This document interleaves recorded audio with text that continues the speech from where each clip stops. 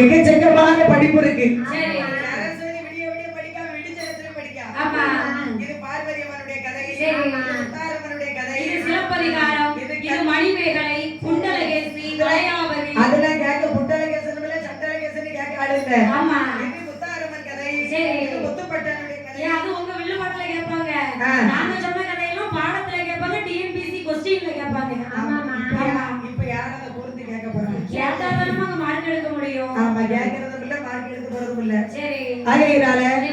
அதாவது அவன் ஒவ்வொரு கதையா படிக்கிறான். சரஸ்வதி எப்பா தெய்வேந்திர நீ போறியாண்டார் சிவபெருமான் தாரிகனை சங்காரம் செய்வதற்கு. நம்மளால முடியாது. ஏன் முடியாது? ஓ வெள்ளை யானைகளை 7 உலகத்தையும் சுத்தி வர வேண்டியிருக்கு. ஒரு உலகத்தை சுத்துறதுக்கே கஷ்டமா இருக்கு. இது 7 உலகத்தை சுத்தி வர வேண்டியிருக்கு. ஆல் ரவுண்ட் அப்ப ரவுண்ட் தான் இன்றதுக்கு. வெள்ளை யானைகளை அப்படியே சுத்தி ஒவ்வொரு நாடா வாரான். ஐயா பிரம்மா நீர் போய் தாரிகரை சங்காரம் செய்கிறீரா? ஐயா எனக்கு வந்து நிறைய பிழைக்க வேண்டியிருக்கு. என்ன பிழைக்கணும்? நிறைய பிழைக்க நிறைய அடங்க அரிசில அதாவது நீங்க பிழைக்க வேண்டாம், மக்களை படைச்சாலே போதும். ஏன்னா அவருக்கு மேல படைக்கிற வேலை. அப்போ பகவான் சொல்கிறார் பார்வதி, அதாவது தாரிகரை சங்காரம் செய்ய வேண்டுமானால் யாரு போனாலும் முடியாது. நம்ம தங்கச்சி இருக்கிறா தெரியுமா?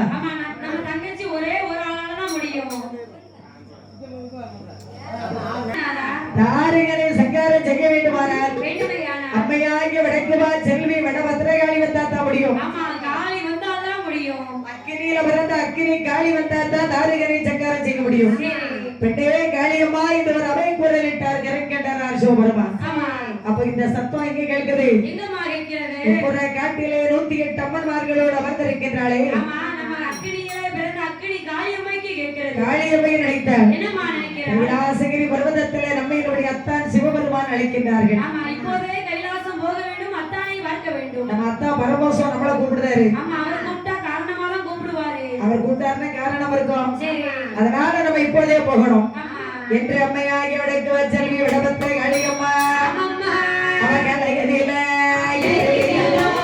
அழியம்மா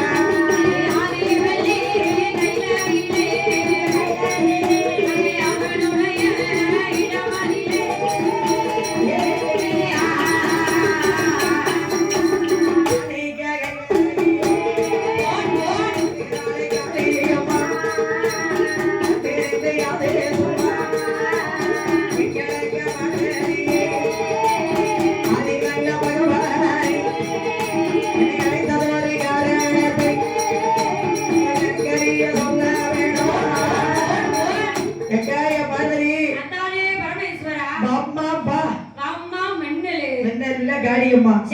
ஏ காளியம்மா, உன்னைத்தான் எதிர்பார்த்துக்கிட்டு இருந்தேன். அம்மா காளியம்மா, உனக்கு ஒரு வேலை ஒண்ணு கொடுக்க போறேன். சிவபெருமானி வேலையே 10:30க்கு பிறகு 3 மணி நேரம் வேலை இருக்கு. முடிச்ச பிறகு கோயில ஃபுல்லா தூத்துட்டு போறோம். ஏ காளியம்மா சொல்றா, அதாவது முப்பரை கோட்டையில காளியம்மா உனக்கு நான் என்ன வேலை கொடுக்க போறேன் தெரியுமா? அம்மா தாரி மனமதியில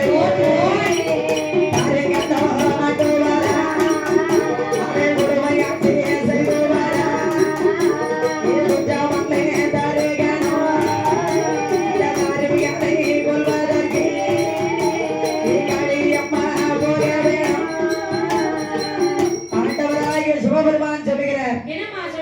அக்கினியில பிறந்தவளே அக்கினி காளியம்மா, தாரிகரை சங்காரம் செய்வதற்கு நீ காளியம்மா போக வேண்டும் என்றார்.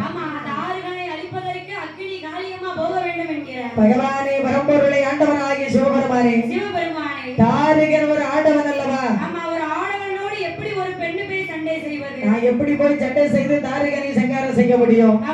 காளியம்மா தாரகன் எப்படி ஒரு வரம் பெற்றவன் தெரியுமா? எப்படி எப்படி அம்மா? அவனுக்கு ஆண்டொருவர் கையாங்கலே வெள்ளை தாரகனுக்கு தரைவி கையாலே வெள்ளை கெட்டு போகிடுமா. காளியம்மா என்னய்யா? என்னையா தானே பரமேஸ்வரா, ஆமா. தாரகன் எப்படி ஒரு வரம் பெற்றவன் தெரியுமா? எப்படி எப்படி அம்மா வரங்கள் பெற்றவன்? ஆண்டொருவர் கையாலே அழிவு இல்லை தாரகனுக்கு. ஆமா. ஒரு ஆண்டவர் போய் சண்டை செய்தால் தாரகனை கொல்ல முடியாது. ஆமா, ஒரு பெண்ணு போய் தொட்டா போதும், அவன் இறந்துட்டு கீழே விழுந்து விடுவோம். ஒரு தப்பு இல்லாம பல கட்டி கீழே விழுந்துருவான். ஆமா. அப்புறம் ஒச்சையடியை அடிச்சு போட்டு வந்துரு. சரி.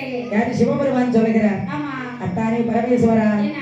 என்ன அவருக்கு அவ எப்படி ஒரு வரம் பெற்றவன் தெரியுமா? எப்படி எப்படி அம்மா?